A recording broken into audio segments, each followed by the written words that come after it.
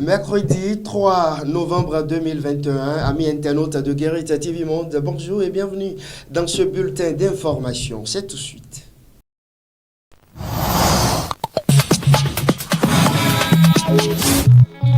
Le bulletin d'information, le processus de restitution des biens culturels lancé en juillet 2016 par le Bénin a connu une étape capitale à Paris par la signature de l'acte pour rendre 26 œuvres exposées pour la dernière fois au musée du Quai Branly avant leur retour au Bénin. Nous avons donc interrogé pour vous Franck Ogou, c'est un spécialiste du patrimoine. On l'écoute. Pour qu'on arrive aujourd'hui à parler de retour des biens de la France au Bénin, ça a été un travail de longue haleine, une procédure qui a duré de longues années. Et donc c'est un long processus qui a coûté donc la discussion entre deux partenaires. Et aujourd'hui, nous sommes fiers. On peut être fiers, nous tous, en tant que Béninois, en tant qu'Africains, on peut être fiers de l'aboutissement heureux des négociations. La France nous restitue 26 œuvres. Bien sûr, on peut se demander 26 œuvres sur combien.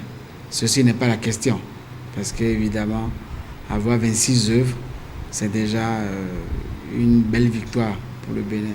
Donc voilà, c'est une avancée, c'est une grosse victoire pour l'Afrique et on peut s'en réjouir. Ce que cela aura comme impact, c'est aussi bien sur le plan économique pour notre pays, mais aussi c'est l'image du Bénin qui sera une image plus attrayante au niveau mondial, une image d'un pays qui attire du monde en Afrique de l'Ouest.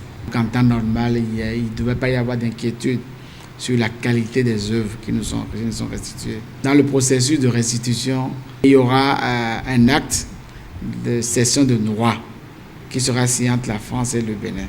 Et cet acte-là, rassurez-vous, sera signé en présence des chefs d'État béninois et français, je crois le 9 novembre à Paris. Et donc, même s'il arrivait que ces œuvres que nous on reçoit étaient des copies, ceux qui auront les originales ne peuvent plus jamais les faire sortir et les exhiber. La fête de la Toussaint, on en parle toujours. Je vous invite ici à suivre ce constat réalisé pour vous par Alphonse Botton et Ida Sagbo. Nous sommes ici aujourd'hui pour commémorer les morts. Voilà ce qui justifie cette forte mobilisation de femmes, hommes et enfants au cimetière ce 1er novembre où la communauté chrétienne à travers le monde célèbre la fête de la Toussaint. Je suis venu ici pour allumer les bougies pour ceux qui nous sont très chers.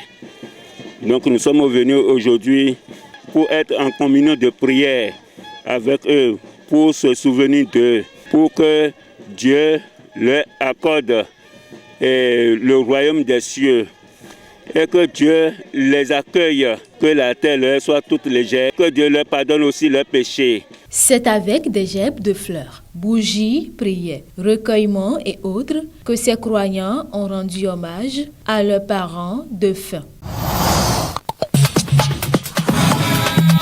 Nous allons rallier Ouagadougou à présent pour retrouver Dr Raphaël Yao Tidima. Bonjour. Bonjour mon frère. Vous êtes au Burkina Faso. C'est quoi le motif de ces déplacements vers le pays des hommes intègres? Oui, ils sont intègres depuis longtemps au Bénin, depuis que je suis né. J'aime être intègre parce que je suis né le 26 novembre 112 et que j'ai vu Thomas Sankara dans mon village natal. C'est comme s'il savait qu'il allait mourir. 3 semaines avant sa mort, il était venu là avec un colonel du groupe privé, qu'on appelle en ce moment Kawambi, qui était de la garde rapprochée du président Nassime Yandéba. Donc c'est lui qui l'a venu voir mon oncle qu'on appelle le Monvi, qui est un grand salut pacifique et qui a un secret de compte mal. Il était venu, on a commencé les choses, et dans le pendant un mois avant de revenir, refaire tout pour que aucune balle ne rentre dans son corps. Et aujourd'hui, on parle du 7e salon de Don Quichotte là. Il s'agit de quoi concrètement? Donc, je suis dans le pays des hommes intègres très simplement parce que l'UEMOA, l'Union monétaire, l'Union économique et monétaire de l'Afrique de l'Ouest est en train d'organiser la rencontre banque, finance et TME, et surtout pour les petites industries. Donc, ils organisent ça. Mais bizarrement, mon pays natal, mon pays que j'aime tellement, le Bénin m'a choisi pour le représenter. Et les travaux démarrent quand ou les travaux sont en cours? Non, on a commencé hier, c'était formidable. On a commencé hier et les stands étaient ouverts à tous les mois. Les Maliens, les Togolais, les Nigériens, les Burkinabés même. C'est la deuxième fois qu'on organise ça ici parce que c'est la 7e édition et que c'est rotatif. Et que c'est tombé encore sur le pays organisateur, le Burkina. Les panels qu'on a fait hier, des experts en banque, des experts en microfinance, des experts en garantie pour les banques, des experts en entreprise, des experts en industrie, qui ont fait des communications pas possibles. Docteur Raphaël Tchidimé, donc vous êtes à Ouagadougou pour représenter le Bénin en tant que phytothérapeute ou quoi? Je suis parti à Cannes d'abord, je suis phytothérapeute avant de devenir entrepreneur. Donc je suis parti en tant que docteur en phytothérapie. Et que entrepreneur, le PDG de la société des laboratoires GDE. Et étant donné que je suis petit et moyen entreprise, et un petit industriel, je m'en suis venu d'être dans un colloque international parce que mon petit GDE, laboratoire GDE, se trouve dans tous les pays de l'espace UEMOA où j'ai des bureaux. Mais c'est comme ça, si j'ai des bureaux dans tous ces pays et que j'utilise la main d'œuvre de tous ces pays pour la récolte des plantes, j'utilise la main d'œuvre pour la transformation des plantes, j'utilise la main d'œuvre pour la préparation des phytomédicaments, et j'utilise la main d'œuvre pour le transport des produits vers les zones de ces pays. J'utilise la main d'œuvre pour la commercialisation de mon produit. Ça veut dire que je suis la personne bien impliquée pour que ce salon soit vraiment un salon bénéfique pour moi d'abord, bénéfique pour mon pays qui m'a envoyé le Bénin, qui m'a envoyé le représenter, bénéfique pour les 8 pays de l'UEMOA. Et pour que l'Afrique soit émergente, il faut que cette sous-régionale puisse bien nous connaître l'Afrique. Si par exemple, l'Italie qui est devenu un produit interplanétaire, un produit mondial, à l'approbation de l'UEMOA, peut-être un jour la certification de l'UEMOA, ça permettra la lutte sur le de ce produit dans les pays de l'UEMOA, dans l'Afrique de l'UEMOA. Et je pense que je suis, ce sera le champion des sous-régions de l'Afrique. Là, je peux implanter ce que j'ai fait dans l'UEMOA, dans les sous-régions de l'Afrique, dans les régions de l'Afrique, et la même chose peut être utilisée vers les continents. Parce que l'Afrique est le trouver complet du plus puissant continent du monde et du plus gros continent en médecine, parce que le père de la médecine, Hippocrate, a fait 3 ans en Égypte pour apprendre la phytothérapie, ce que les gens n'ont jamais dit, mais il a appris la phytothérapie chez le pharaon pour le mettre de. D'accord, merci à vous, docteur. Si le père de la médecine a quitté Grèce ou je ne sais où aller apprendre pendant 3 ans la phytothérapie en Égypte, ça veut dire qu'il n'est pas le père de la médecine. Le père de la médecine, c'est le pharaon pour le mettre de qu'il a appris la médecine. Docteur Raphaël Tchidimé, c'est la fin de cet entretien téléphonique. Votre conclusion en quelques secondes. Ma conclusion, c'est qu'il faut que chaque Béninois consomme du Téléphone.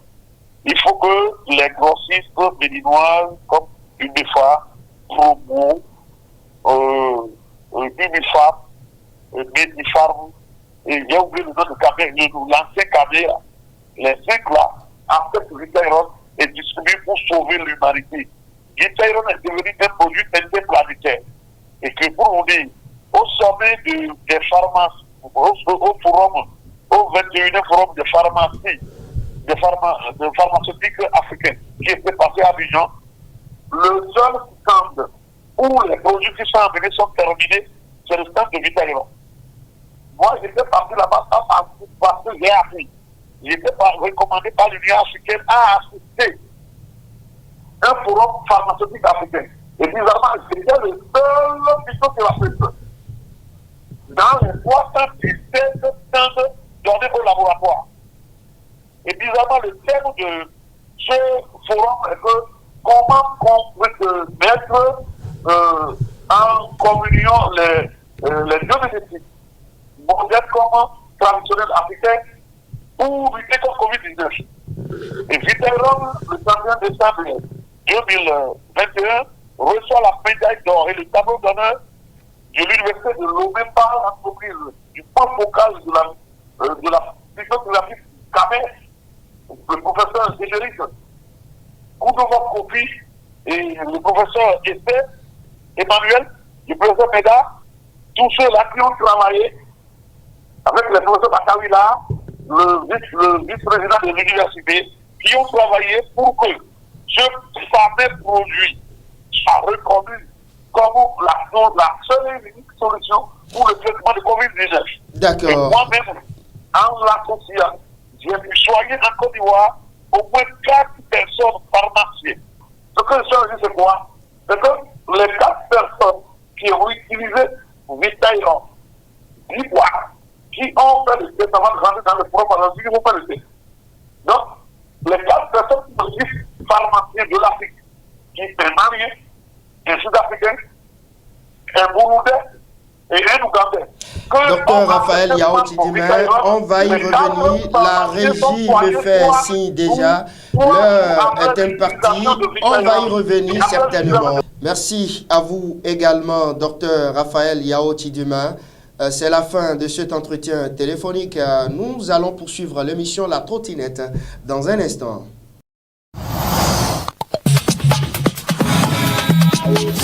Je félicite beaucoup Guérit TV. Vous savez, Dieu a inventé la force pour confondre la faiblesse. Et vous êtes un émérite, une chaîne qui fait la promotion de l'excellence. Je suis très content et ce prix, je le dédie à ma fille Marilyn, qui essaie de m'emboîter le pas. Je voudrais que tout ce que je fais dans ma vie soit comme une université, une école pour elle. Et qu'elle puisse quand même briller mieux que moi. À la jeunesse de mon pays, ce que j'ai à donner à ma jeunesse, à ma génération, ce n'est pas les biens matériels, ce n'est pas de l'argent. Mais ce que je voudrais laisser à ma jeunesse en titre d'héritage que je peux transmettre, c'est ma capacité managériale. C'est mon génie créateur, puisque le jour où on entendrait du moins ce que Yves Novio-Baguidi n'est plus là, ce qu'il peut emporter, c'est le savoir qu'il a. Alors, c'est le moment pour moi de me mettre davantage au travail, de gravir les échelons. Il est vrai, je suis un acteur politique. Effectivement, vous avez suivi et que j'ai gravi vraiment des échelons. De même, je suis opérateur économique au Bénin et aussi aux Émirats Arabes Unis. Je félicite beaucoup le travail que vous faites. Ça me va droit au cœur. Les mots qui sont écrits sur ce trophée, ce prix, me vont plus droit au cœur que ce que moi-même je suis. Et je resterai vraiment collé à cette volonté que vous avez à promouvoir l'excellence, à promouvoir l'esprit d'entreprise pour que la jeunesse se prenne en charge. À l'instant, la page rétro. Le dernier acte de cette édition, c'est bien sûr la vidéo du jour.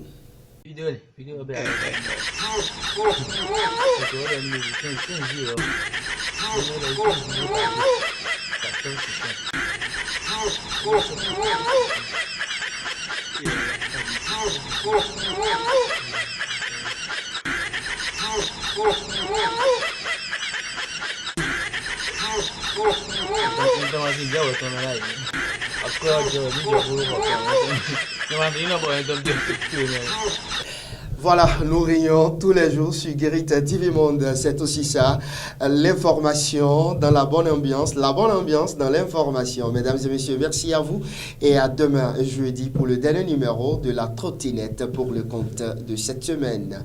Merci à vous et bonsoir chez vous.